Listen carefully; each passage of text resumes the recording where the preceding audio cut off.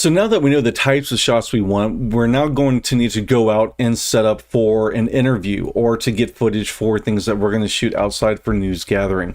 And for that, we're going to take a look at a couple of things that are probably you're going to need for your A&G setup.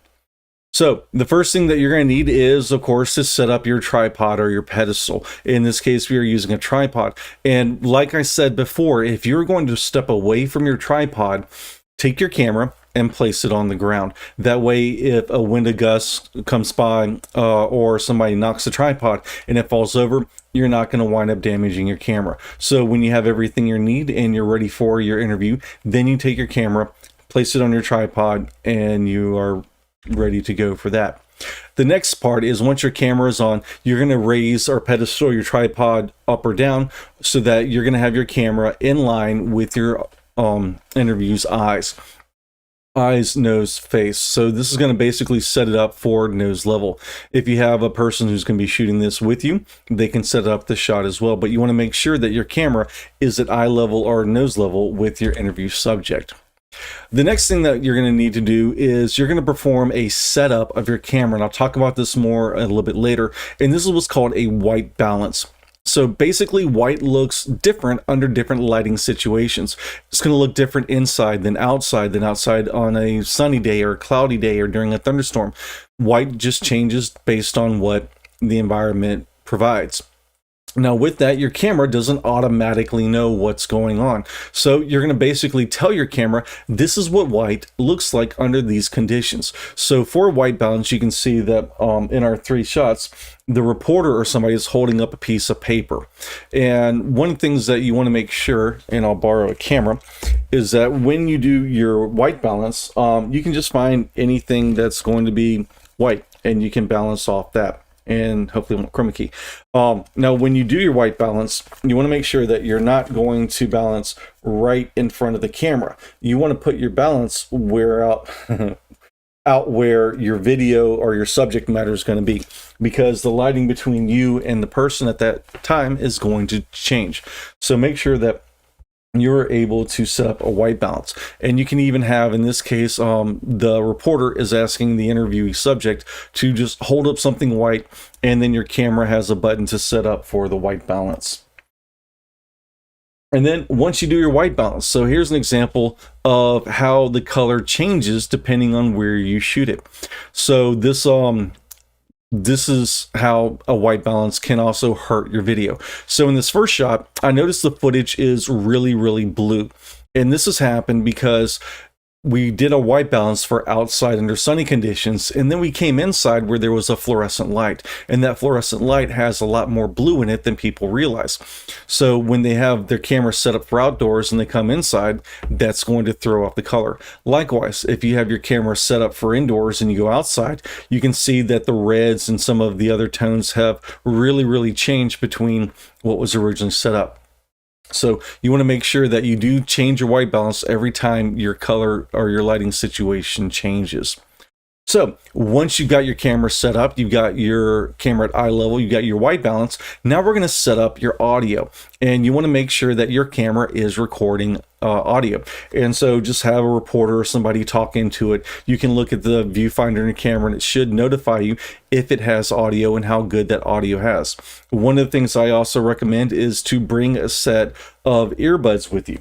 So just you can plug in those earbuds and listen to what the camera is recording, and you can tell if you have a good quality audio or if you need to make some modifications. So make sure your audio is good before you hit record.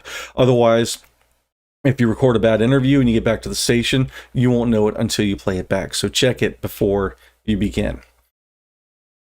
And thanks to the COVID virus that is kind of spreading around, there have been many policies that have been put into place, especially in the world of journalism news.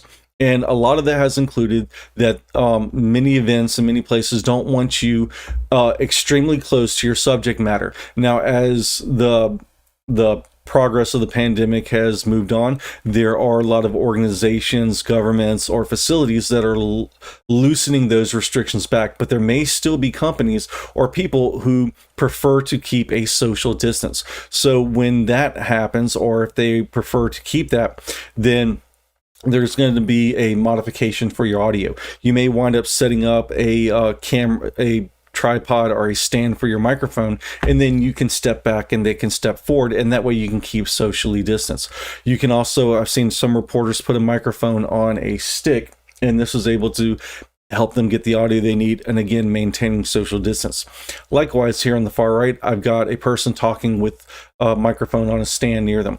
The last thing we have is a person talking with a small microphone actually attached to their clothing, and this allows you as a reporter to still get an interview without being close in close quarters with your interview subject. So before you start your interview, make sure you know the policies or practices of the person you're interviewing. If they would prefer that you keep a social distance, if they prefer that you keep a mask on, or if they are comfortable with you being up in close proximity to them. So make sure that is something to consider when you're setting up your shot. So after you've got your subject matter, you've got your audio, and you're about ready to record, you want to set your focus. And to do this, you're going to take your camera and you're going to zoom in to the eyes, the nose, the lips, maybe the hair, and you're going to zoom in as far as you can until you cannot zoom any further. When you hold down the button and stop zooming, you're at the furthest that you can achieve that zoom. At that point, you're going to take your focus and you're going to spin your focus until your image comes into clarity. And then when you pull back out, you're going to have a good set of focus, not only in your subject matter, but everything that's going to be happening in behind them. And then compose your shot. Is this going to be a stand-up? So you're going to need a centered shot. Is this person addressing the home audience for a centered shot? Would this be an interview shot? And so if it is, remember, you've got to set up for the rule of thirds. You've got to set up your headroom, your nose room, and make sure that your shot has a good composition. Is it too wide? Is it too loose? You're ready to go. And then from there, check the video in your viewfinder. So make sure the quality of the video looks good. If you look at your subject matter and they have like a shade of blue that doesn't look natural, chances are your white balance may have been wrong or you forgot to do it. So double check the quality of the video that's in your viewfinder, not just the shot composition you have, but how it actually looks.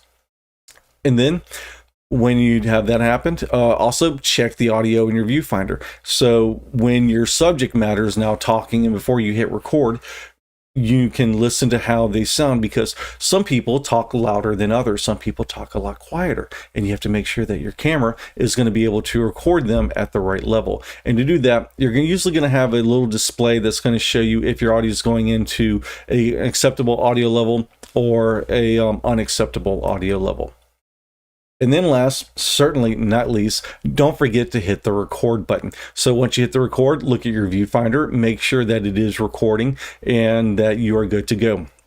I've had on a couple of occasions where I would accidentally tap it twice and I would stop it and not realize I was not recording the footage until after I got back to the station, and I realized that I was backwards every time I thought I was recording. I wasn't. When I wasn't, I was recording just random footage.